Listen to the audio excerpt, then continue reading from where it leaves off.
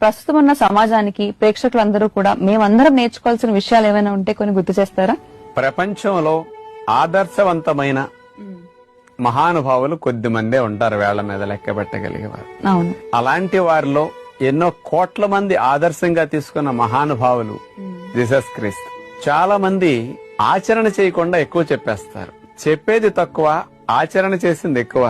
Jesus Christ ముఖ్యంగా వారి నుంచి మనం ప్రస్తుత పరిస్థితుల్లో ఈ సమాజం అంతా సుఖ సంతోషాలతో ఘర్షణ లేకుండా, మతాలు కులాలనే భేదభావం లేకుండా ఒకే కుటుంబంలాగా మంచి జీవితాన్ని గడుపుతూ ముందుకు సాగాలి అంటే ఆయన చూపించిన మార్గం అతి గొప్ప మార్గము. వారిచ్చిన సందేశాలలో అతి ముఖ్యమైన 2 విషయాలు తీసుకుంటే, 1 ప్రేమ, 2 క్షమ. ఈ 2 విషయాల్ని మనం కాస్త ఈ రోజు మనలో పెంపొందించుకోవడానికి ప్రయత్నం చేస్తే బాగుంటుందని నాకు తెలిసిన కొన్ని విషయాలు వీటి గురించి తెలియజేస్తాను. ముందుగా ప్రేమ గురించి. కాకి పిల్ల మీద ప్రేమ ఉంటుంది. అదేమి గొప్ప ఏమీ కాదు. మనకి మన పిల్లలు, మన బంధువులు, మన చుట్టుపక్కల స్నేహితులు వీళ్ళందరి మీద ప్రేమ ఉండొచ్చు. అంటే మనం ఒక్కళ్ళు ఉంటే సమాజం కాదు కదా. సమాజం, దేశం అందరిలోనూ బాగుండాలనే భావన మనలో ఉండాలి. ఇంచేత జీసస్ నేర్పింది ఏమిటంటే, మనతో పాటు సమాజం అందరూ కూడా ఒక కుటుంబం లాగా వాళ్ళని ప్రేమించే భావన మనలో పెంపొందించుకోమని ఆయన అందించిన సందేశం. మనమైతే మన వాళ్ళని ప్రేమిస్తాం, మన వాళ్ళని క్షమించగలుగుతాం.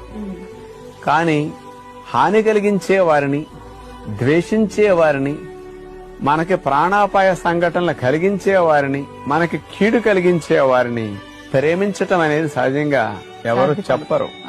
అది కూడా సమాజానికి ఎక్కువ నచ్చదు.